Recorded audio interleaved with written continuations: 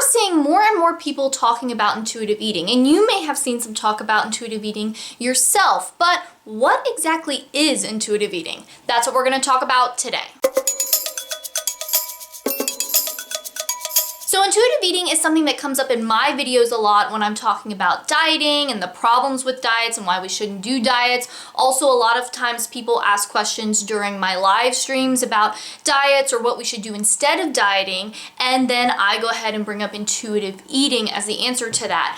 But I've been thinking, this is something that's coming up again and again as we talk about various topics, but I don't have a video about intuitive eating specifically. So I thought it was really important to make this video so that you could kind of have a baseline on this whole thing, and also so I can refer people to it when they do have questions. Now, before we get into intuitive eating and what it is, I do want to let you know, if you happen to be new here, my name is Sarah and I'm a dietitian, and this whole channel is about food and nutrition and all that sort of thing. So if you're into that stuff, then make sure that you subscribe. So intuitive eating is a framework that helps people to ditch the diet mentality, have a healthier relationship with food and their bodies, and to tap into their body's own signals and cues. It was created by two dietitians, Evelyn Tribole and Elise Retch, and it was based on the research that was out there, but also their own personal experiences working with their clients. And in 1995, they wrote a book all about it, and the book is now in its third edition. So over the years, they have made some updates based on new research that was coming out. They've added some new chapters covering some specific topics,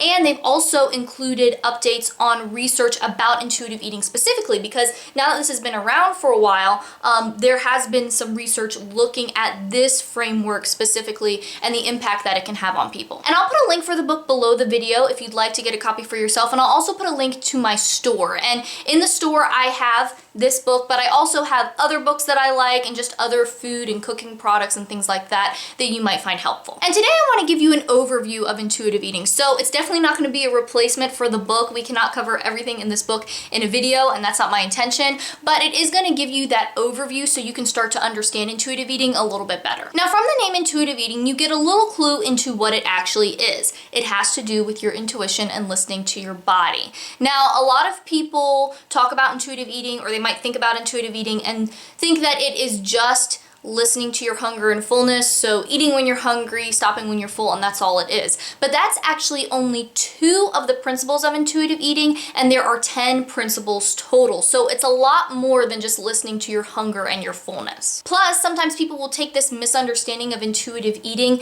and actually turn it into just a new diet. And intuitive eating is all about getting away from diets, but people will turn it into kind of this hunger and fullness diet where they just eat when they're hungry and they stop when they're full, and those are their new diet rules, and that's not the purpose of intuitive eating at all. So let's talk about what the 10 principles of intuitive eating are, and I have the book here. I'm just going to read them out from the table of contents, and each principle gets its own chapter, plus there are more chapters covering other topics as well. So the 10 principles are: reject the diet mentality, honor your hunger, make peace with food, challenge the food police, feel your fullness, discover the satisfaction factor, cope with your emotions without using food, respect your body, exercise, feel the difference, and honor your health with gentle nutrition. So as you can see, there's a lot more to it than just hunger and fullness. And if we just focus on those 2 principles, we're missing a lot of what intuitive eating really is. Also note that gentle nutrition is the last principle in the list. And that isn't because nutrition isn't important. It's not like it's some sort of ranking,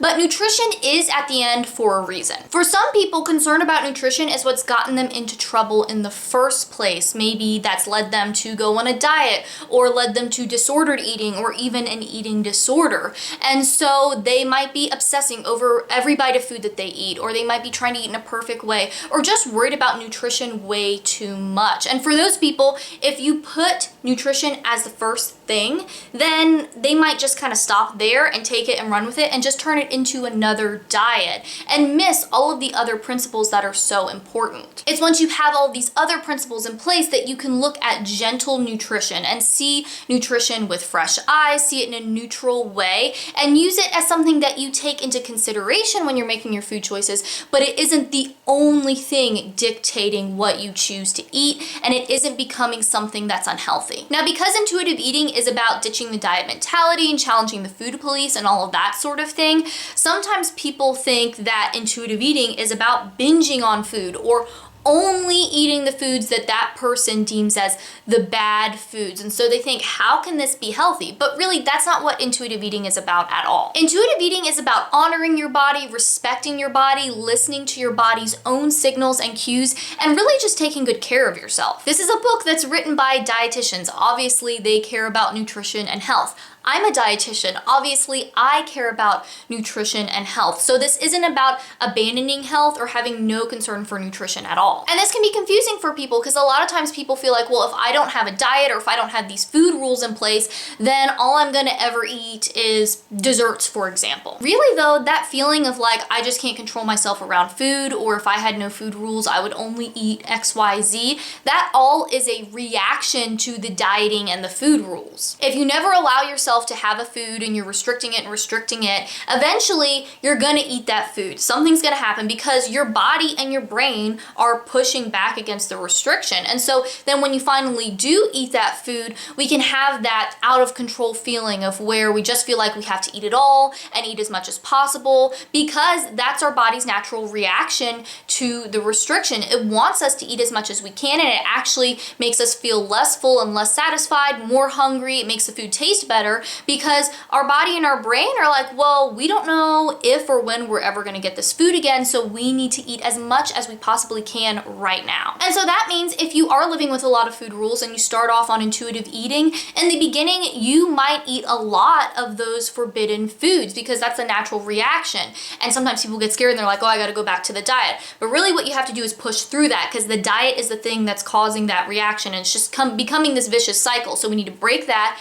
You push through that initial phase, and then once your body and your brain know that these foods are not on a pedestal anymore, they're not forbidden foods, then you can be at a neutral place at food again, where you can have that food when you want it, you don't feel like you're out of control around it or like you have to eat it all the time, and then you can enjoy all foods for what they are. When you're dieting, you can't enjoy that piece of cake because it isn't allowed on the diet, and so then when you finally do eat it, you can feel feelings of shame or guilt, and you can't just actually enjoy the experience because you have all of this other stuff going on. On the flip side, it can also be hard sometimes for people to enjoy foods like vegetables, because a lot of times on diets, vegetables are the foods that people have to eat, or they're the punishment food. And so all of this negative association comes up with the vegetables. And so then people can't just enjoy the flavor and the texture and all the wonderful things that vegetables provide because there's this negative connotation thanks to the diet. But when you can push all that stuff to the side and break down those diet rules, then you can enjoy all foods for what they are. And it's also important to remember that nutrition is in there. It is one of the 10 principles, because nutrition, gentle nutrition,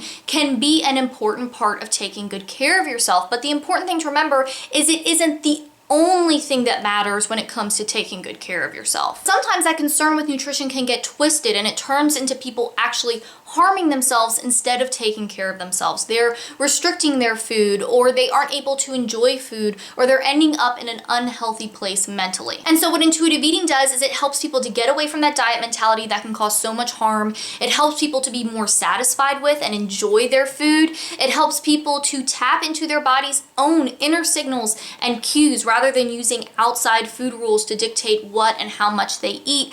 And it helps people to take better care of themselves, to honor their body and respect their body and take care of their health, and think about gentle nutrition, but also think about all the other things that impact their health, and not take a concern for nutrition and health and twist it into something that's actually unhealthy. And obviously this is just an introduction to an overview of intuitive eating. There's so much more we could talk about here. I mean, that's why there's a whole book about it, and there's also so much more information about intuitive eating out there, and dietitians that work with people one-on-one to help with that, and all sorts of stuff. But I hope that this can at least give you a good baseline, a good idea of what intuitive eating is, or at least a better understanding than what you had, and can also help you as you start to dive into this more. Maybe you do want to get the book and read it. Maybe you want to look into other resources out there about intuitive eating, or maybe you want to work with a dietitian like myself one-on-one to work on this specifically for yourself. But whatever it is, I hope that this can kind of get you started and help you with that. And let me know in the comments, were you familiar with intuitive eating before this? Did this help clear up up some things for you. And do you have any other questions that you'd like me to talk about in another video?